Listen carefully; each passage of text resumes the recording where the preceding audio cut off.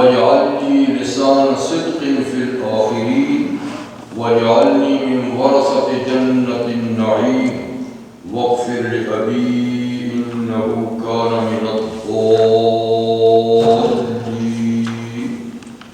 ولا تخزني يوم يبعثون يوم لا ينفع مال ولا بنون إلا من أتى الله بقلب سليم وأزلفت الجنة للمتقين وبرزت الجحيم للغاوين وقيل لهم أين ما كنتم تعبدون من دون الله هل ينصرونكم أو ينتصرون فكبكبوا فيها هم والغاوون وجنود إبليس أجمعون قالوا وهم فيها يختصمون تالله إن كنا لفي ضلال مبين إذ نسويكم برب العالمين وما ضلنا إلا المجرمون فما لنا من شافعين ولا صديق حميم فلو أن لنا كرة فنكون من المؤمنين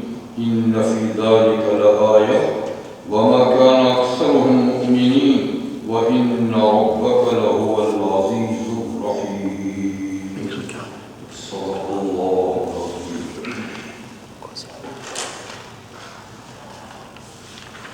سورۃ الشعراء کی آیت نمبر 77 سے 104 میں آیات کا قسم تلاوت کی گئی. آیات مبارکہ کا تعلق سیدنا ابراہیم خلیل اللہ علیہ التسلیمات کے اس بیان سے ہے جو آپ نے اپنی قوم کے سامنے کیا.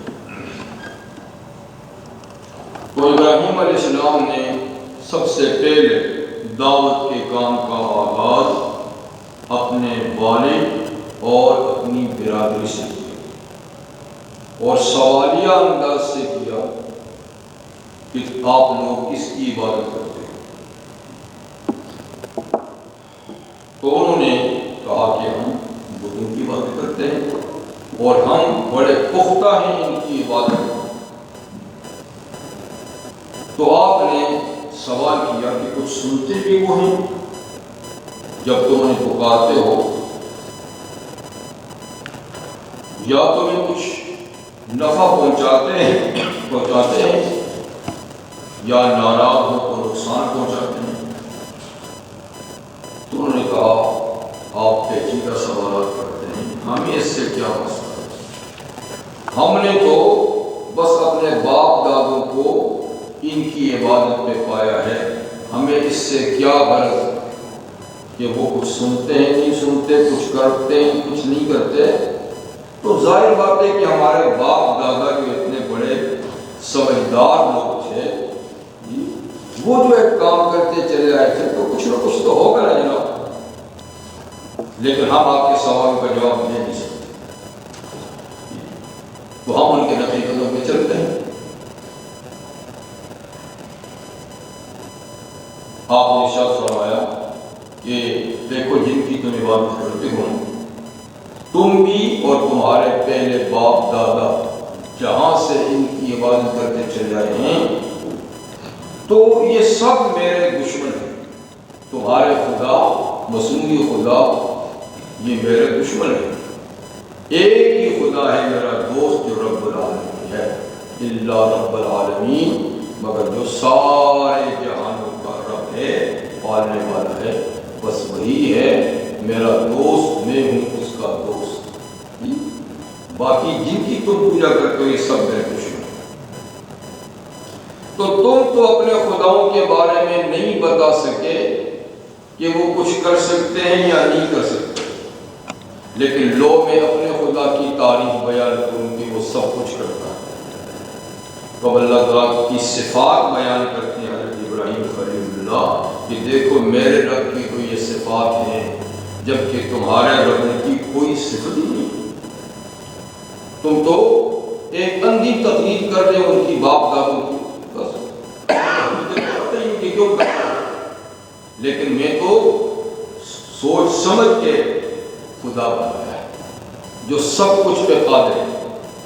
تو حضرت ابراہیم علیہ السلام اللہ کی صفات بیان کرتے ہیں، اور بڑی توجہ سے سننے والی بات۔ فرماتے ہیں الذی خلقنی فہو یہدین، لو رب العالمین کون ہے جو میرا دوست ہے، میرا معبود ہے، میرا محبوب ہے، وہ کون ہے؟ الذی، وہ وہی ہے، خلقنی، جس نے مجھے پیدا کیا، جس نے مجھے وجود بخشا، بلکہ پوری کائنات کو وجود بخشا، ساری کائنات کا وہ مخلوق، یعنی ساری مخلوق کا وہ خالق ہے، اور بالخصوص وہ میرا خالق ہے۔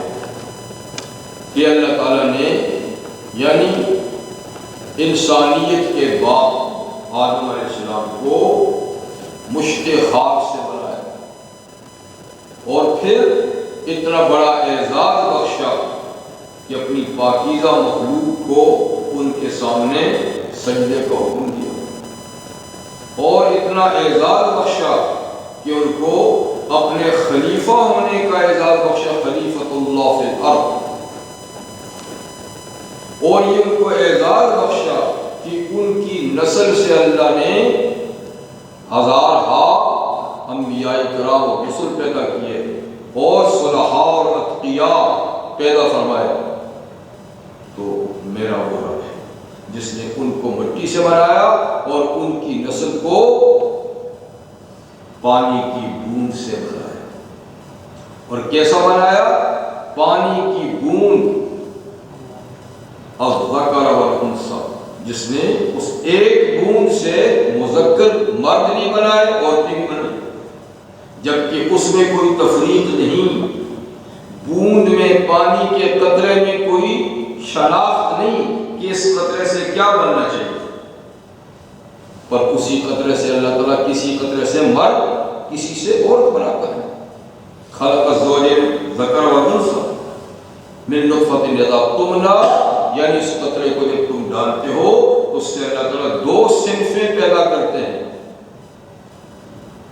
اور پھر ان کو عقل و شعور بخشتے ہیں، اور پھر اس کو اللہ تعالیٰ اشرف المخلوقات کا درجہ دیتے ہیں۔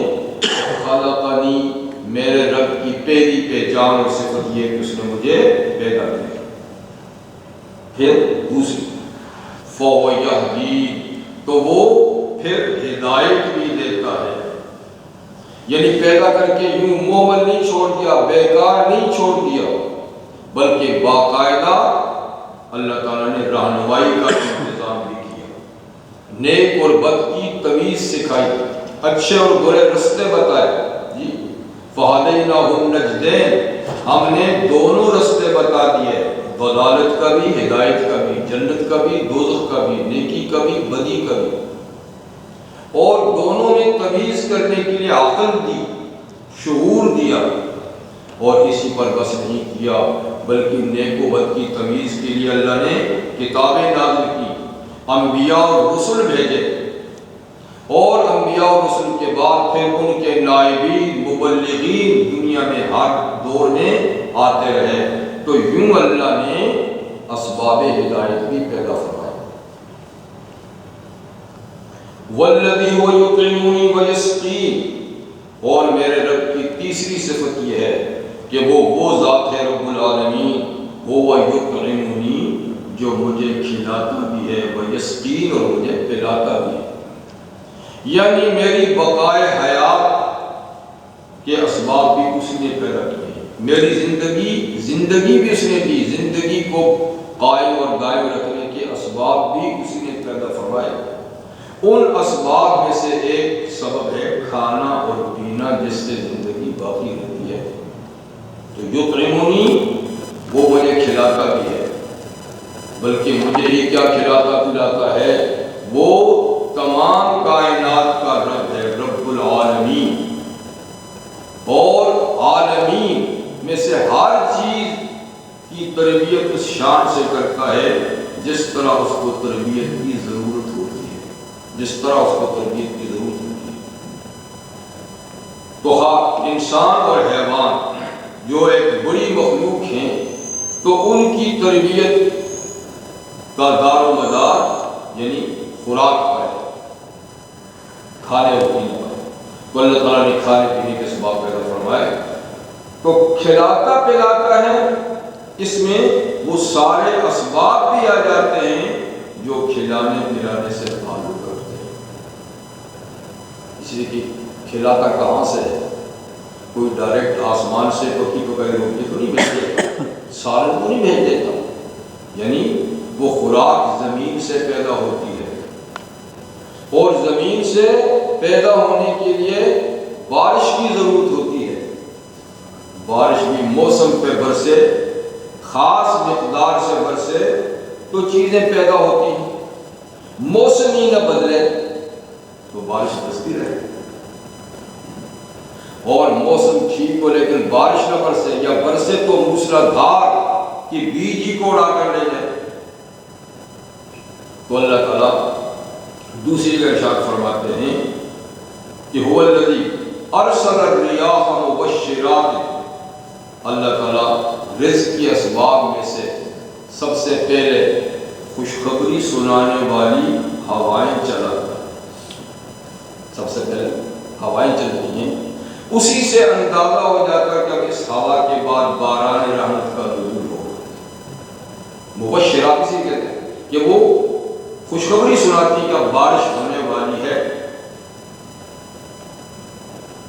اور حتی اذا قلت سحابا ثقالا، یہاں تک کہ جب وہ ہوائیں بادلوں کو اٹھاتی ہیں، بادلوں کو مطلب کہ سب سے پہلے وہ اللہ سورج کی روشنی گرمی سے سمندر میں بھاپ پیدا کرتے ہیں، ہوائیں اس بھاپ کو اٹھاتی ہیں، بادل کی شکل اختیار کرتی ہیں، پھر کیا بارش کرتا ہے، وہ اوپر نیچے تہ بتے ہو جاتے ہیں، اور فَتَرَى الْبَرْقَ يَخْرُجُ مِنْ خِلَالِهِ، پھر تم بارش کی بوندیں دیکھتے ہو کہ ان بادلوں کے بیچ سے قطرات نیچے برستے ہیں۔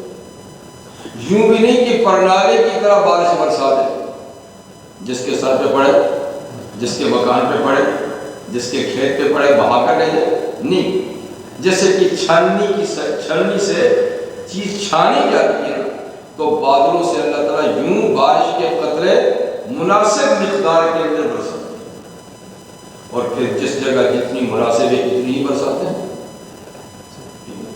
تو یہ سارا ایک نظام ہے۔ پھر فَيُحْيِي بِالْأَرْضِ بَعْدَ مَوْتِهَا، بارش برسانے کے بعد زمین میں اللہ تعالیٰ حیات پیدا فرماتے ہیں، اور زمین کی حیات کا پتہ کس سے چلتا ہے؟ زمین کی پیداوار سے۔ کیا اس میں زندگی پیدا ہوگی؟ سبزہ جب پیدا ہوتا ہے تو زمین زندہ ہوگی، ورنہ از خود زمین کے زندہ مردہ ہونے کا کوئی مطلب نہیں۔ تو پھر اس میں حیات پیدا ہوتی ہے، یعنی اس میں پیداوار ہوتی ہے، پھر اس پیداوار کو اللہ تعالیٰ ایک خاص مرتبہ اور مقام تک بھی پہنچاتے اس کی حفاظت فرماتے ہیں، یعنی وہ چاہیں تو بیج کو ضائع ہی کر دیں، جیسے تم نے اس کو مٹی میں ضائع کر دیا ہے، لیکن وہ مٹی میں اس کو پالتے ہیں۔ علامہ فرماتے ہیں پالتا ہے بیج کو مٹی کی تاریکی میں کون، پالتا ہے بیج کو مٹی کی تاریکی میں کون دریاؤں کی موجوں سے اٹھاتا ہے سحاب،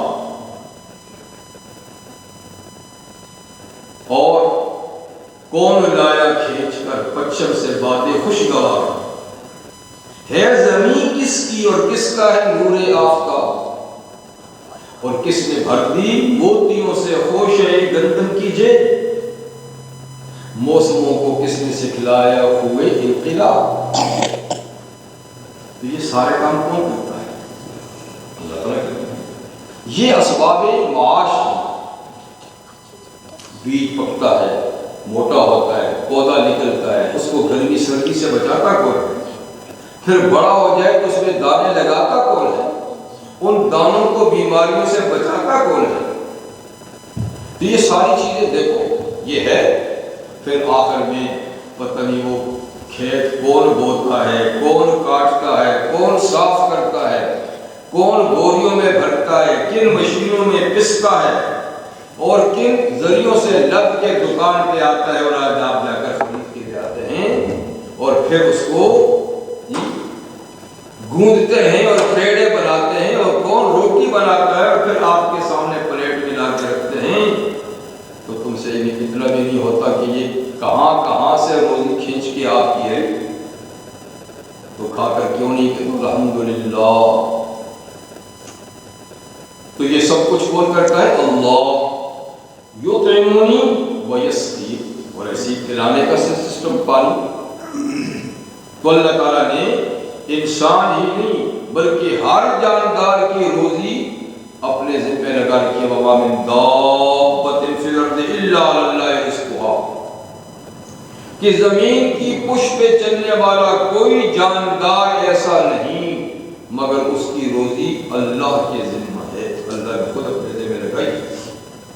اور پھر بھی اس شان سے کہ یعلم مستقر و مستودع، اللہ تعالیٰ مستقل ٹھکانے کو بھی جانتے ہیں اور عارضی ٹھکانے کو بھی جانتے ہیں، اور روزی وہیں بھیج دیتے ہیں جہاں آدمی جاتا ہے۔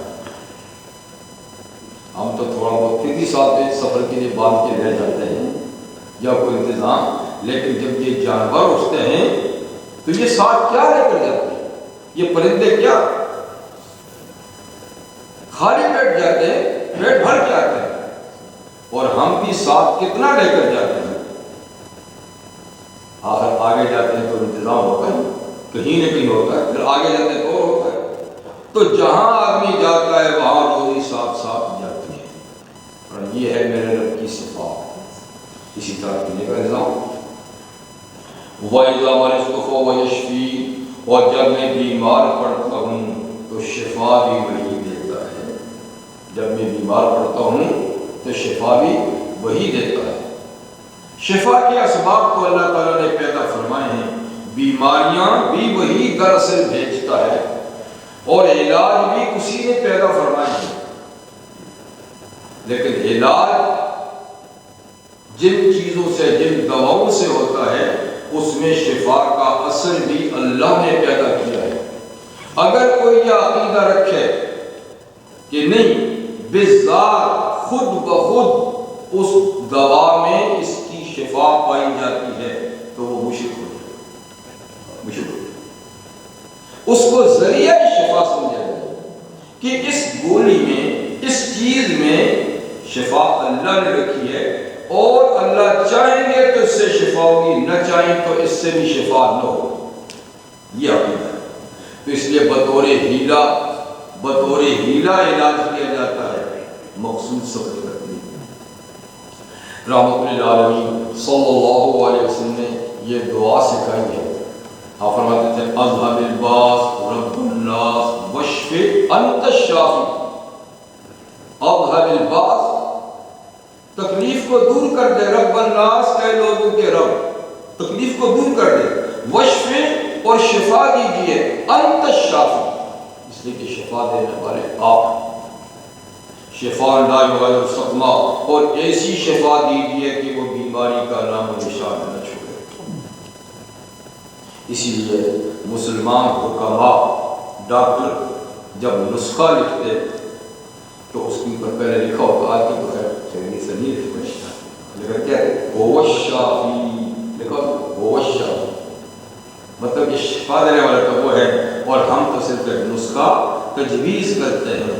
اگر اللہ نے چاہا تو اس سے شفا دے دیں گے، نہ چاہا تو اصل ڈالنے والے نہ ڈالنے والے کو اس نے فرمایا کہ جب میں بیمار پڑتا ہوں تو وہ شفا دیتے ہیں۔ یاد دیکھیے حضرت ابراہیم علیہ السلام کا اللہ کی صفات بیان کرنے میں اللہ کا ادب، کہ خلقنی یہدین یطعمنی و یسقین میں غائب کا صیغہ استعمال کیا، اور یشفی میں بھی، لیکن مرضتوں میں متکلم، یہ ادب ہے۔ یا یہ بھی کہہ سکتے ہیں نا مرضنی فہو یشفی، جو مجھے بیمار کرتا ہے پھر مجھے شفا دیتا ہے، اس کی بیماری بھی تو اس کی طرف سے آتی ہے۔ لیکن نہیں، بیماری کی نسبت اپنی طرف کی کہ جب میں بیمار ہوتا ہوں شفا ہو دیتا ہے. یہ ادب ہے اس بات کا کہ کسی تکلیف دہ چیز کی نسبت اللہ کی طرف بے ادبی ہے. وہ ہے تو سب کچھ اس کی طرف سے ہے، لیکن تکلیف دہ چیز کی نسبت اس کی طرف نہ کرو، راحت والی چیز کی طرف اس کی طرف. اور یہ ہدایت بھی اللہ تعالیٰ نے خود دی ہے سورہ نساء میں 5 پارے میں، ما سابق من حسنۃ فمن اللہ. اے محمد صلی اللہ علیہ وسلم، آپ کو کوئی خوبی پہنچتی ہے تو وہ اللہ کی طرف سے، وما سابق من سیئۃ فمن نفسک. اور اگر آپ کو کوئی ناخوشگوار چیز پہنچتی ہے تو سمجھیے وہ آپ کی طرف سے، یعنی وہ آپ کے کسی عمل کا نتیجہ ہوتی ہے پہنچاتے تو وہ بھی اللہ ہی ہے، لیکن وہ آپ کے کسی عمل، مطلب ہے کہ اس کو سبب کی طرف اس کی نسبت کرو، اور بھلائی کی ڈائریکٹ سبب کی طرف، مسبب اور اسباب کی طرف. یہ ادب ہے. ورنہ بھلائی کا بھی تو کوئی سبب ہے اور برائی کا بھی کوئی سبب ہے، تو یہ ادب ہے. اور اس کی مثال سورہ کہف میں بھی گزر چکی ہے کہ حضرت موسیٰ حضرت خضر علیہ السلام جب سفر پہ روانہ ہوئے تو حضرت خضر نے کچھ ایسے کام کیے جن پہ حضرت موسیٰ صاحب نے اعتراض کیا، جن میں سے پہلا کشتی میں بیٹھے تو کشتی کا تختہ وہ کھیڑ دیا اور اس کو اعتراض کر دیا، تو انہوں نے اعتراض کیا، خاموش کر دیا. دوسرا کیا، پھر تیسرا ایک دیوار گرنے تھی اس کو ٹھیک کیا. تو ان سے معاہدہ یہ ہوا تھا کہ میں آپ کی کسی کام پہ اعتراض نہیں کروں گا، لیکن پہلا سوال تو بھول سے ہو گیا تھا، دوسرا قصدن کیا تھا، اور تیسرا پھر جان چھوڑانے ہی کی. لیکن یہ تو عجیب و غریب کام کرتے ہیں، کب تک میں خاموش رہوں گا ان کی باتوں میں. تو جب تیسرا سوال ہوگا تو ان کا اب ھذا فراق بینی و بین موسیٰ، یہ تیرے میرے درمیان علاحدگی کا وقت ہے. آپ نے تیسرا سوال پھر کر دیا، لیکن سہولت کیوں کا؟ اب یوں ہی الگ ہو جائیں گے تو آپ کے دل میں بدگمانی پیدا ہو جائے گی کہ یار اس آدمی نے ایسے بڑے بڑے غلط کام کیوں کیے ہیں.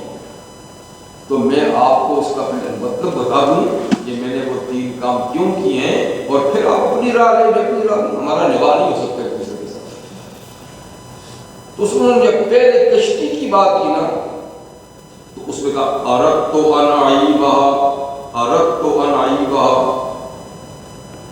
اس لیے کہ آگے ایک ظالم بادشاہ تھا، وہ ہر صحیح سالم کشتیوں کو بیگار میں پکڑ لیتا تھا. بیگار یعنی بغیر معاوضے کے پکڑ کے ان سے اپنا کام لیتا تھا اور کشتی والوں کو کچھ دیتا بھی نہیں تھا. اور یہ کشتی کچھ مساکین اور غریبوں کی تھی، ان کا تو روزگار ہی اسی پہ چلتا تھا. تو میں نے اس لیے اس کو اعتراف کیا تاکہ وہ اس کی پکڑ سے بچ جائے. اور دیکھو پھر بعد میں ٹھیک بھی تو کر دیا اس کو. تو اب چونکہ یہاں عیب کی بات تھی نا، اگرچہ یہ کام تو انہوں نے اللہ کے خود سے کیا تھا، لیکن یہ نہیں کہا کہ اللہ نے کہا کہ عیب لاک تھا، بلکہ اردت ان اعیبھا، میں نے چاہا کہ اس کو عیب لاک بنا دوں. آگے جب دیوار ٹھیک کرنے کی بات آئی تو موسیٰ سے نے کہا تھا کہ بغیر مزدوری کے کیوں ٹھیک کر دی. تو انہوں نے فرمایا لیکن وہ جو دیوار فَكَانَ لِغُلَامَيْنِ يَتِيمَيْنِ فِي الْمَدِينَةِ وَكَانَ تَحْتَهُ كَنْزٌ لَهُمَا وَكَانَ أَبُوهُمَا صَالِحًا فَأَرَادَ رَبُّكَ، کہ وہ دیوار 2 یتیم بچوں کی ملکیت تھی، اور اس دیوار کے نیچے ان کے والد نے ان کے لیے کچھ خزانہ دفن کیا ہوا تھا، اور بندہ بڑا نیک تھا. تو تیرے رب نے چاہا کہ اس کی دیوار ٹھیک کر دو کہ نیک بندے کی اولاد ہے، تاکہ یہ جب بالغ ہو جائیں گے تو باپ کے دفن کے خزانے سے فائدہ اٹھائیں گے. تو دیکھو وہاں سراسر فائدہ تھا تو نسبت ڈائریکٹ اللہ کی طرف کر دی. یہاں بظاہر عیب تھا تو نسبت اپنی طرف کر دی. یہ ادب کی بات ہے، ورنہ کام تو سارے ہی انہوں نے اللہ کے حکم سے کیے تھے. اس لیے حضرت ابراہیم علیہ السلام اذا مرضت، جب میں بیمار ہوتا ہوں کھانے پینے میں مجھ سے بے اعتدالی ہو جاتی ہے یا موسم کا الٹ پھیر ہو جاتا ہے اور بیمار ہو جاتی ہے فَهُوَ يَشْفِي تو شفا اللہ ہی دیتے ہیں، ورنہ بات یہ کہ بیماری بھی اس کی طرف سے۔ وَالَّذِي يُمِيتُنِي ثُمَّ يُحْيِينِ، اور میرے رب کی ایک صفت یہ ہے کہ وہ مجھے موت دے گا اور ثُمَّ يُحْيِينِ پھر زندہ بھی کرے گا، پھر زندہ بھی کرے گا، یعنی اس حیات کے بعد ایک موت آئے گی، اس موت کے بعد پھر اللہ تعالیٰ زندگی دے گا اور وہ زندگی پھر جاویدانی ہوگی، اس کے بعد پھر کوئی موت نہ ہوگی۔ تو موت و حیات بھی کس کے کنٹرول میں؟ یعنی اللہ کے کنٹرول میں، ٹھیک، اور شفا اور مرض بھی اسی کے اختیار میں، اور آدمی کی بقائے حیات کے اسباب بھی اسی کے اختیار میں۔ یہ لیکن یہاں یہ سوال پیدا ہوتا ہے کہ موت بھی تو کوئی اچھی چیز نہیں ہے، پھر کیوں نہیں کہا کہ جب میں مروں گا تو وہ زندہ کرے گا؟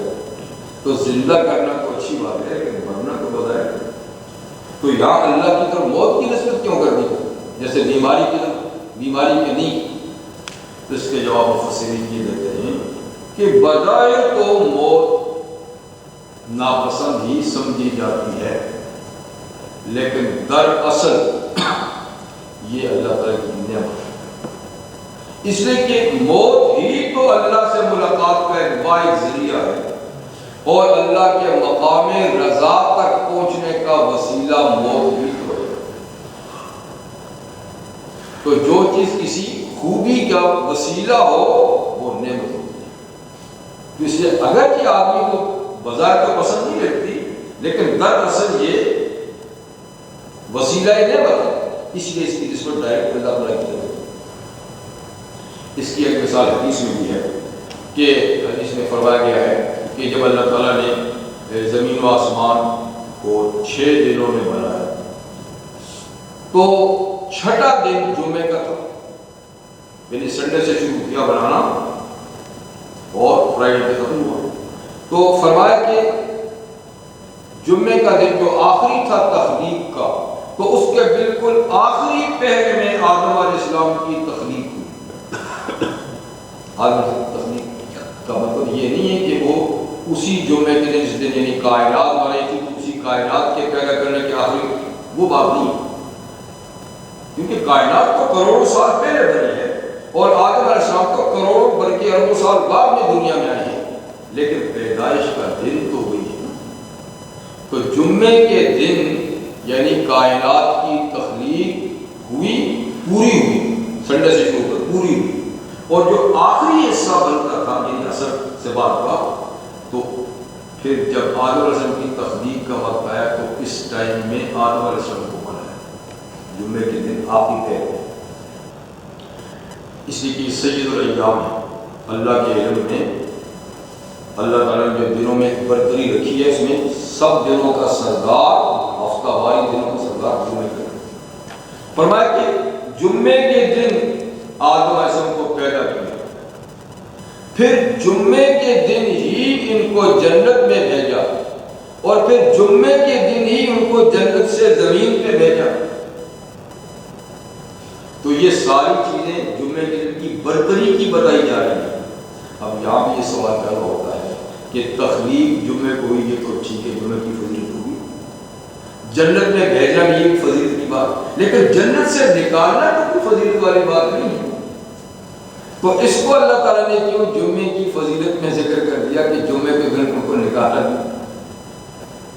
تو اہل علم کہتے ہیں کہ اس کی وجہ یہ ہے کہ بظاہر تو جنت سے خروج کوئی اچھی بات نہیں لگتی، لیکن یہ خروج دائمی دخول کا واسطہ ہے۔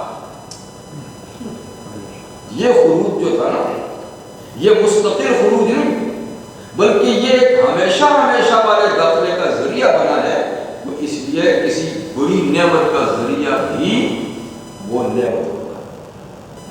تو خیر یہاں موت کی نسبت اللہ کی طرف اس لیے کی کہ یہ ایک بہت بڑی نعمت کا پیش خیمہ ہے، وہ ہے اللہ کی ملاقات اور اللہ کے مقام جنت میں دخول کا ذریعہ۔ یہ اللہ تعالیٰ کی صفات یہاں پر انہوں نے بیان کی کہ تم جن کی پوجا پاٹ کرتے ہو کہ تو کوئی پتہ ہی نہیں، لیکن میں جس کی عبادت کرتا ہوں اس کی تو یہ صفات ہے، وہ خالق ہے، وہ ہادی ہے، وہ کھلانے پلانے والا ہے، وہ شفا دینے والا ہے، وہ موت و حیات کا مالک ہے۔ جب یہ ساری صفات میرے رب کی ہیں تو اب آگے دعاؤں کا سلسلہ ہے، اب دعاؤں کا سلسلہ ابراہیم کہتے ہیں، لیکن دعاؤں سے پہلے کیا فرماتے ہیں؟ والذی اطمع ان یغفر لی خطیئتی یوم الدین، والذی میرا رب وہ ہے، میرے رب کی ایک صفت یہ بھی ہے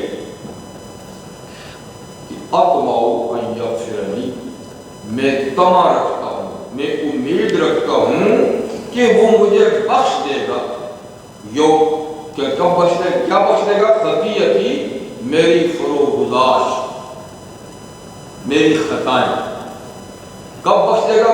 یوم الدین، روز جزا، قیامت۔ تو مجھے اپنے رب سے یہ امید ہے کہ وہ میری خطائیں روز جزا میں بخش دے گا، مطلب کہ بخشنے کی صفت بھی اسی کی ہے، معافی دینے والا بھی وہی ہے، لیکن یہاں بات پکے انداز سے نہیں فرمائی اطمع، اس لیے کہ اللہ صمد ہے، اللہ تو بے نیاز ہے، یعنی نہ بخشے تو کوئی پوچھ سکتا ہے، اور اللہ پر کسی کا کوئی حق تو ہے نہیں، کوئی اس سے پوچھنے والا تو ہے نہیں، لا یسأل عما یفعل، اللہ سے نہیں پوچھا جا سکتا اس کے بارے میں جو وہ کرتا ہے، کوئی طاقت نہیں جو اللہ سے پوچھے کہ آپ یہ کیوں کرتے ہیں یا کیوں نہیں کرتے،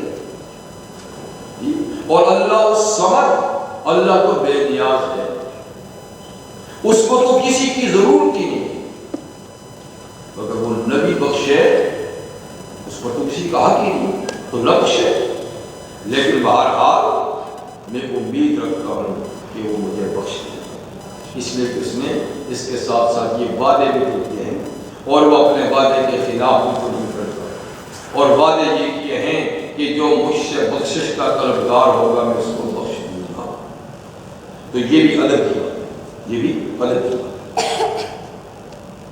اور یہاں جس خطیہ کا ذکر ہے، خطیہ کا لفظ گناہ پر بولا جاتا ہے،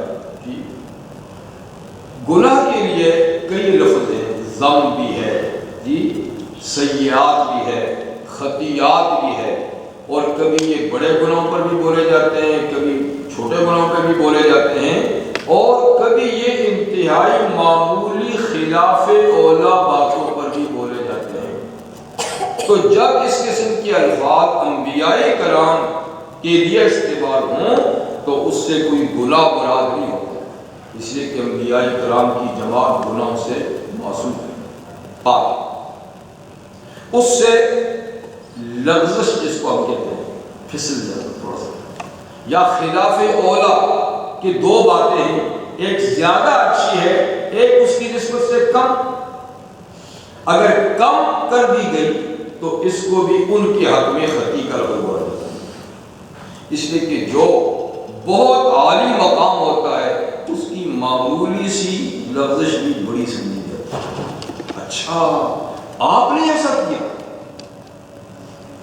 اور جو دور ہوتے ہیں ان کی بڑی رہنمائی تو کرتے ہی رہتے ہیں، لیکن جتنا قریب ہو، اس لیے کہتا ہے مقربان را بیش ببد حیرانی، جو جتنا زیادہ مقرب ہوتے ہیں وہ اتنے زیادہ محتاط ہوتے ہیں، ان کی چھوٹی سی بات بھی بڑی ہوتی ہے۔ تو انبیاء کرام کے سلسلے میں جو قرآن حکیم میں الفاظ ہیں وہ اسی نوعیت کے ہیں، اس کو گناہ میں معمول نہیں کیا جا سکتا۔ تو مطلب کہ کوئی خلاف اولا مجھ سے بات ہوئی ہو، اس کی بھی میں اللہ تعالیٰ سے امید رکھتا ہوں کہ یوم الدین وہ وافر ہو۔ اب اس کے بعد باقاعدہ دعاؤں کا سلسلہ، رب هب لی حکما والحقنی بالصالحین۔ اب رخ کلام اللہ کی طرف ہے، یعنی قوم سے جو خطاب کرنا تھا وہ سو ہو گیا، اے میرے رب حب لی حکما، یہاں حکم کا معنی نبوت نہیں ہے، اس لیے کہ نبوت تو کو ملی ہوئی ہے، تو ملی ہوئی چیز کی درخواست نہیں کی جاتی کہ یہ مجھے کر دے، حالانکہ قرآن حکیم میں حکم کا لفظ نبوت کے لیے بھی بولا گیا ہے، کہ ہم نے ان کو حکم دیا یا نبوت، لیکن یہاں حکم کا معنی نبوت نہیں. رب حب حکمن یعنی ایسی فیصلہ کن بات، ایسی درست بات کہ جس پر استقامت کے ساتھ روا دوا رہو، استقامت کے ساتھ روا دوا رہو. وَأَلْحِقْنِي بِالصَّالِحِينَ، اور اے اللہ مجھے نیک لوگوں کے ساتھ ملا دے. نیک لوگوں کے ساتھ، تو نیک لوگوں کے جو درجات ہیں ان میں خود ابراہیم علیہ السلام سب سے عالی لیول کے لوگوں میں ہیں، کیونکہ نیک لوگوں کے درجات قرآن حکیم نے 4 ذکر کیا، اور خود لفظ صالحین اس میں سب سے کم درجے کے لیول کے لیے استعمال ہوا ہے. عالی انبیاء، پھر صدیقین، پھر شہداء، پھر صالحین. لیکن صالحین ایک ایسا جامع لفظ ہے جو تینوں باقی 3 لیولوں کو بھی شامل ہے، باقی 3 لیولوں کو بھی صالحین شامل ہے. یعنی جو نبی ہے وہ صالح ضرور ہے، جو صدیق ہے وہ صالح ضرور ہے، جو شہید ہے وہ صالح ضرور ہے، لیکن ہر صالح نبی نہیں ہوگا، ہر صالح صدیق، ہر صالح شہید نہیں ہوگا.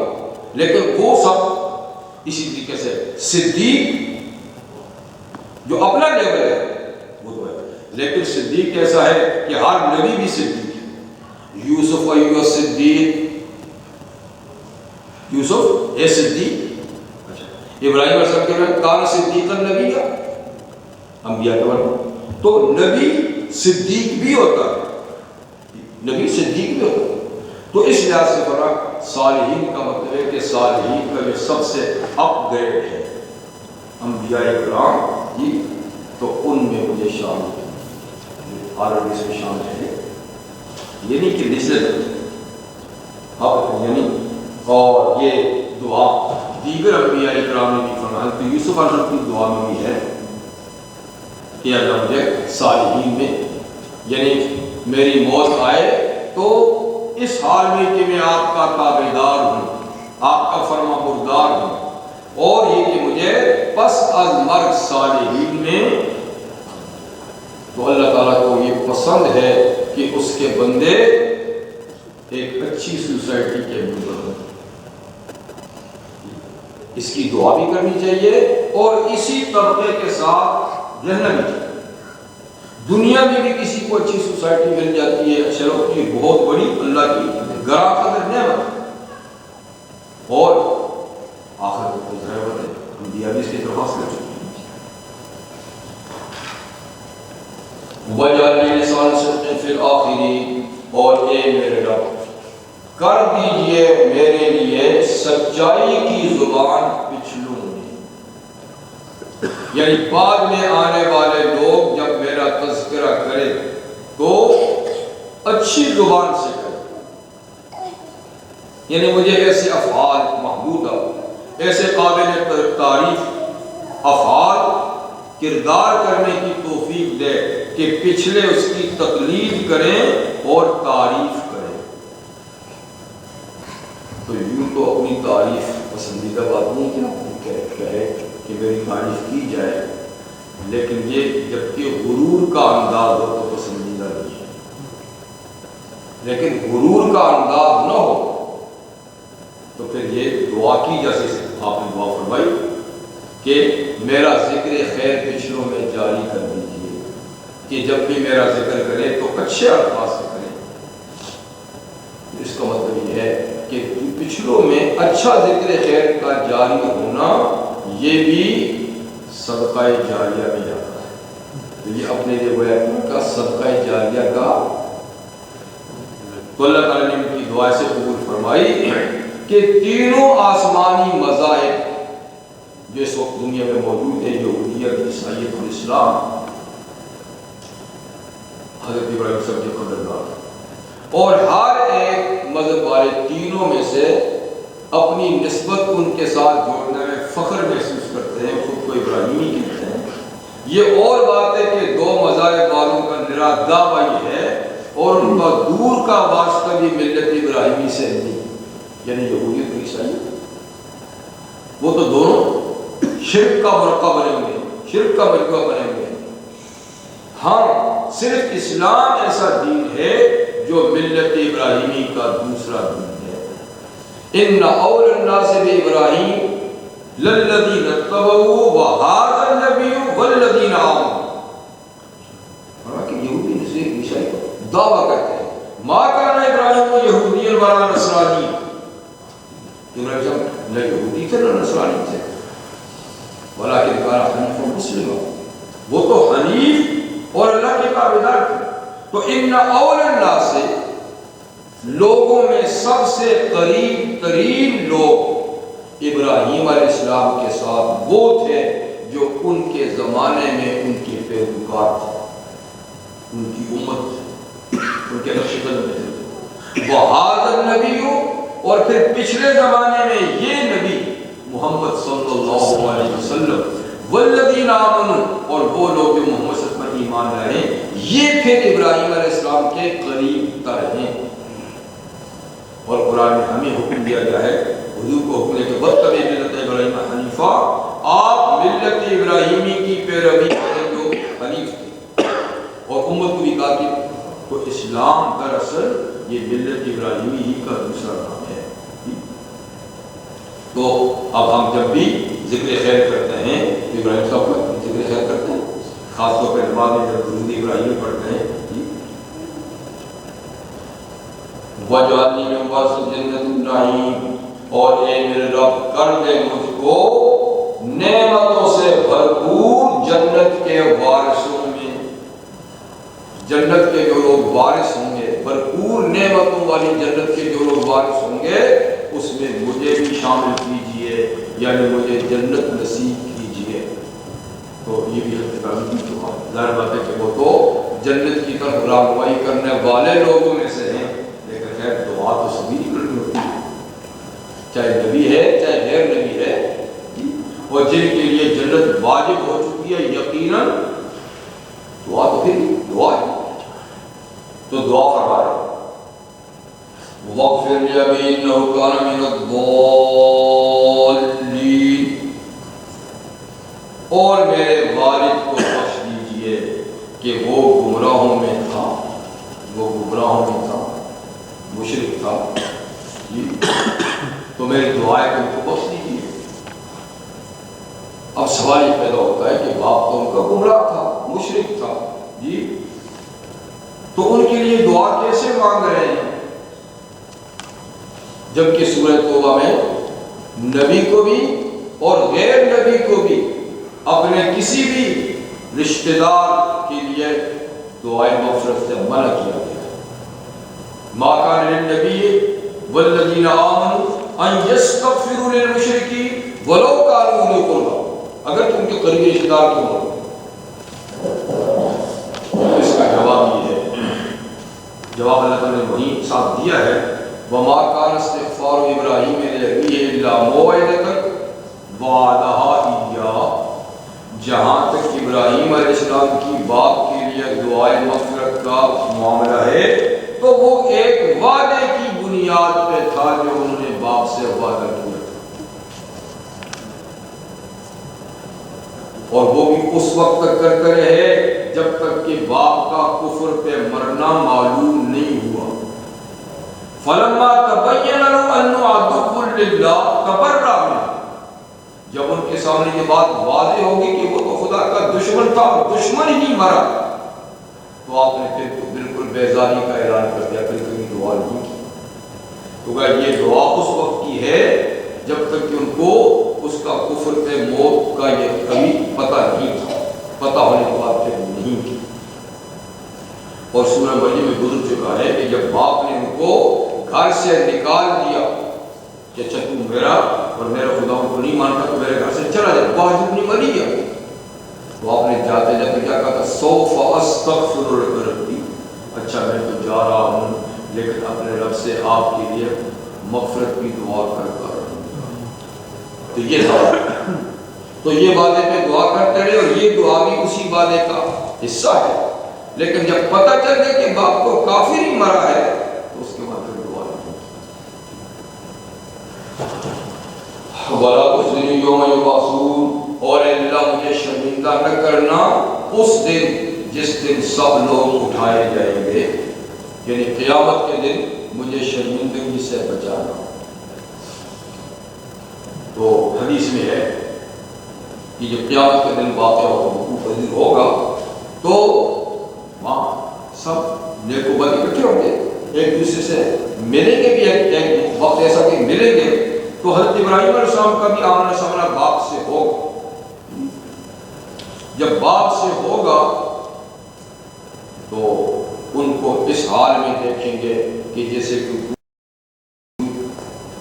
یعنی ذلت برس رہی ہو، اس کی کسی کافر کا حال ہوگا، جیسے کہ چہرہ گردآلود ہو، تاریکی چھائی ہوئی ہو، تو دیکھ کر بڑا افسوس ہو۔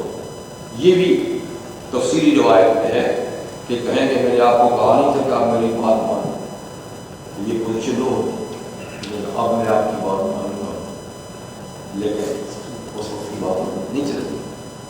تو ان کو دیکھ کے غمزدہ ہوں گے، تو اللہ تعالیٰ فرمائیں گے کہ ابراہیم آپ غمزدہ ہو رہے ہو، لیکن میں نے تو کافر کے لیے جنت کو حرام قرار دیا۔ تو پھر کہیں گے یا اللہ آپ نے مجھ سے وعدہ کی تھا کہ مجھے آپ شرمندہ نہیں کریں گے۔ اس پوزیشن میں دیکھوں یہ لوگ بھی کہیں ابراہیم کا باپ ہوتے، اس سے بڑی شرمندگی کیا ہو سکتی ہے؟ اتنے میں اللہ تعالیٰ فرمائیں گے اچھا ابراہیم ذرا پاؤں کی طرف دیکھو۔ جب پاؤں کی طرف دیکھیں گے تو پاؤں میں ایک بجو بجو ہوگا، جو یعنی جیسے کہ مٹی میں لت پر، یعنی ایک دم اللہ اس کے باپ کی ان کی باپ کی شکل کو چینج کر لیں گے، بجو جو جانور اس کی شکل میں، اور وہ بھی مٹی میں لت پر، اور پاؤں سے گھسیٹ کے اس کو جانور میں ڈال دیں گے تاکہ کسی کو پتہ ہو کہ کس کا کوئی باپ ہے یا کیا ہے، تاکہ وہ شرمندگی کا جو ان کا احساس ہے وہ ختم ہو جائے۔ لیکن یہ تو اللہ کا وعدہ ہے کہ کافر کو جنت میں نہیں جانے۔ بارہا وَلَا تُخْزِنِي يَوْمَ يُبْعَثُونَ يَوْمَ لَا يَنفَعُ مَالٌ وَلَا بَنُونَ، اس دن جس دن نہ مال فائدہ دے گا نہ اولاد فائدہ دے گی، اس دن نہ مال فائدہ دے گا نہ اولاد فائدہ دے گی۔ تو یہ مطلق بات نہیں ہے کہ مال اور اولاد فائدہ نہیں دے گی، یعنی کافر کا مال اور اولاد فائدہ نہیں دے گی، لیکن مومن کا مال جو حلال ذرائع سے کمایا اور حلال مقام میں خرچ ہوا اللہ کی رضا و خوشنودی کے لیے، وہ ظاہر کرنے کی طرف بخش ہوگا۔ اسی طریقے سے مومن کی اولاد جو نیک اور صالح ہوگی، ظاہر بات ہے وہ تو نفع دے گی۔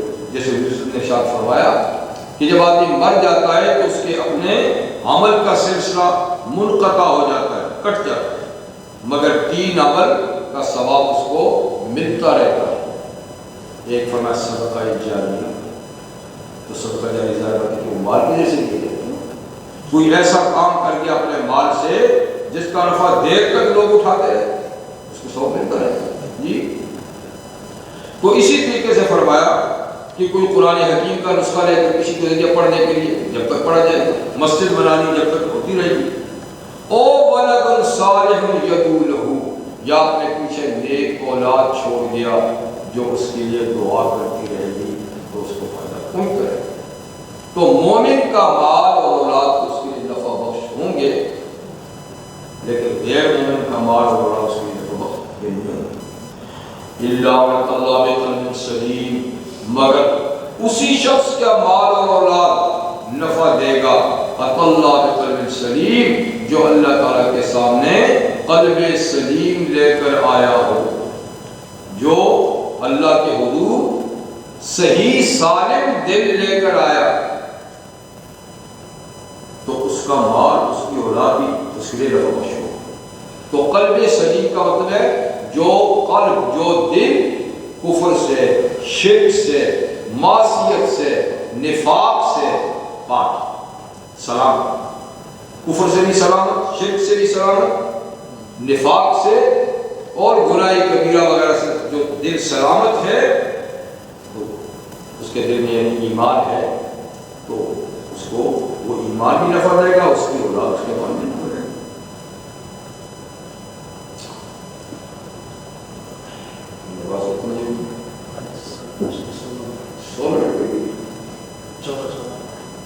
حضرت یہ نفاق میں نے جو مغرب کی بات سمجھ مسجد فاطر میں کرنی ہے جی نفاق جو ہاں منافقت ہے یہ کیا ہے اس کو کیسے نفاق نفاق کو کہتے ہیں نا دل کی اس حالت کو جو ظاہر کے مخالف ہے. تو اگر ایمان کی کیفیت ہی ایسی ہے کہ دل میں ایمان نہیں اور زبان سے ایمان کا اظہار ہے تو یہ تو کفر ہے اور کفر کی بدترین قسم ہے نفاق. لیکن ایک نفاق ہے عملی کہ دل میں تو ایمان ہے لیکن کام منافقوں جیسا کرتا ہے تو یہ کافر تو نہیں ہوگا گناہگار ہوتا ہے. تو کام یعنی کیا ہے منافقوں کے جو حضور نے بتائے ہیں جھوٹ بولنا امانت میں خیانت کرنا جی اور جھگڑا ہو گیا تو بکواس بکنا. تو یہ اس قسم کے جو کام ہیں بلکہ جتنا کبائر ہے کبیرہ گناہ یہ سبھی نفاق کے کام ہیں. ایک آدمی کے دل میں اگر بالکل ٹھیک ایمان ہے تو پھر کب جائے گا جب ڈاواں ڈول ہو جاتا ہے پھر ادھر جاتا ہے تو اس کو کافر نہیں کہتے. تو آج جو نفاق ہے یہ عملی نفاق ہے اعتقادی نفاق نہیں. اعتقادی نفاق تو صرف حضور صلی اللہ علیہ وسلم کی زندگی میں تو وہ لوگ بالکل اندر سے کافر تھے اوپر سے سر کرنا پڑتے تھے. اب ماشاء اللہ ایسا امید ہے کہ نہیں ہوں.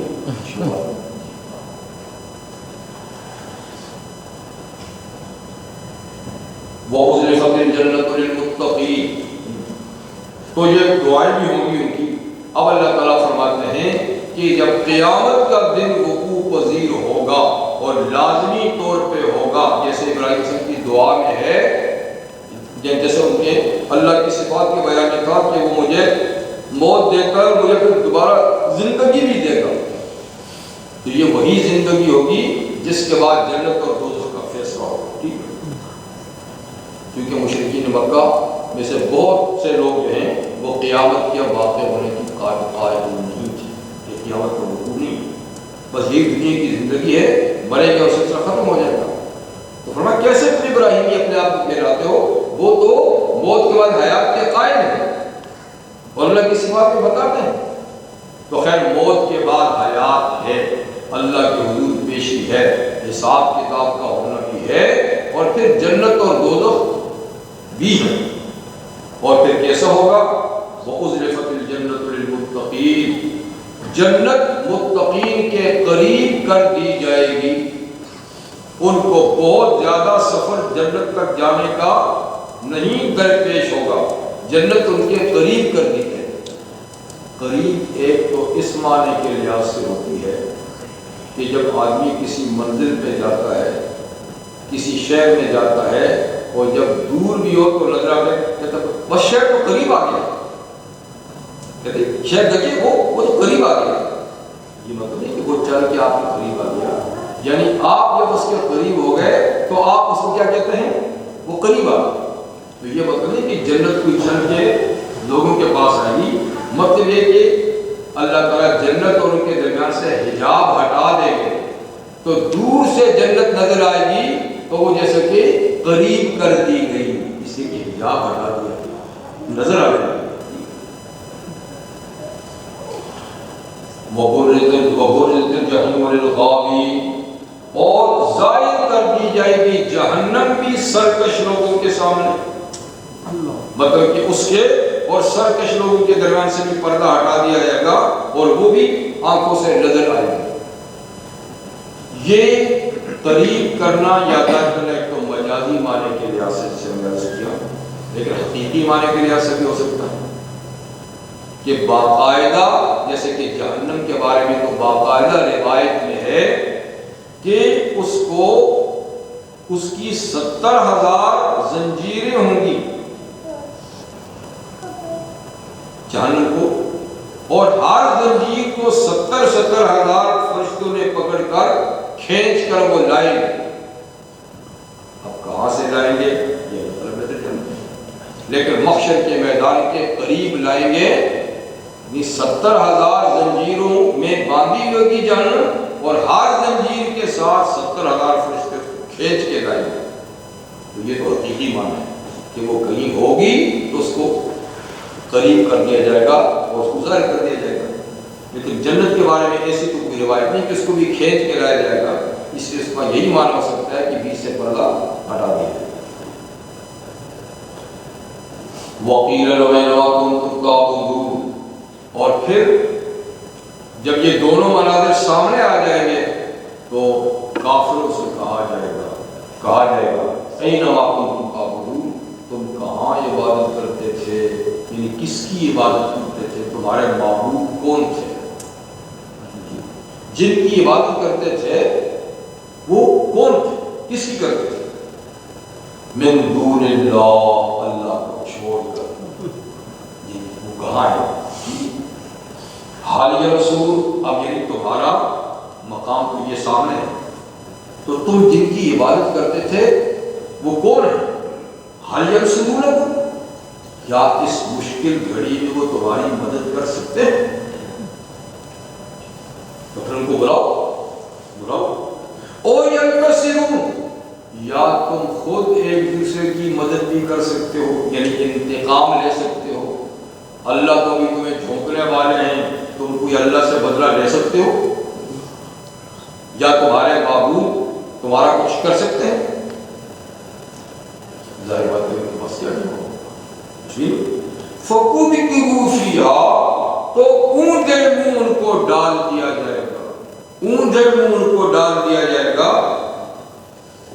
وَالْغَاوُونَ، ان کو یعنی ان کے معبودوں، وہ معبود جو صالحین نہیں ہوں گے، شیاطین ہوں گے، یا پتھر مورتیاں بت ہوں گے، یا درخت ہوں گے، یا جن کی وہ پوجا کرتے تھے. صالح بندے نہیں، انہوں نے تو کبھی ان کو کہا ہی نہیں. جنہوں نے ان کو عبادت میں لگایا وہ معبود بھی اس میں ڈال دیے جائیں گے. والغاوون، اور جتنے سرکش لوگ ہیں ان سب کو عابد و معبود. انتم وما تعبدون من دون اللہ حسب جہنم، تم بھی اور تم جن کی اللہ کے سوا عبادت کرتے ہو سب جہنم کا ایندھن ہیں. تاکہ ان کو یہ خیال ہی نہ رہے کہ چلو جی ہمیں تو نہیں بچایا، خود تو بچ گئے ہوں گے. تو ان کو بھی اللہ جھونک دیں گے کہ دیکھو جن سے بچاؤ کی توقع تھی وہ خود کو بھی نہیں بچا سکے. تو کیا ہوتا ہے؟ وجنود ابلیس اجمعون، اور ابلیس کا پورا لاؤ لشکر بھی جہنم میں جھونک دیا جائے گا. ابلیس کی پوری فوج جہنم میں داخل کر دی جائے گی، چاہے وہ انسانوں میں ہے چاہے وہ جنات کی قسم سے ہے، تو سب کے سب. بس سبحان اللہ.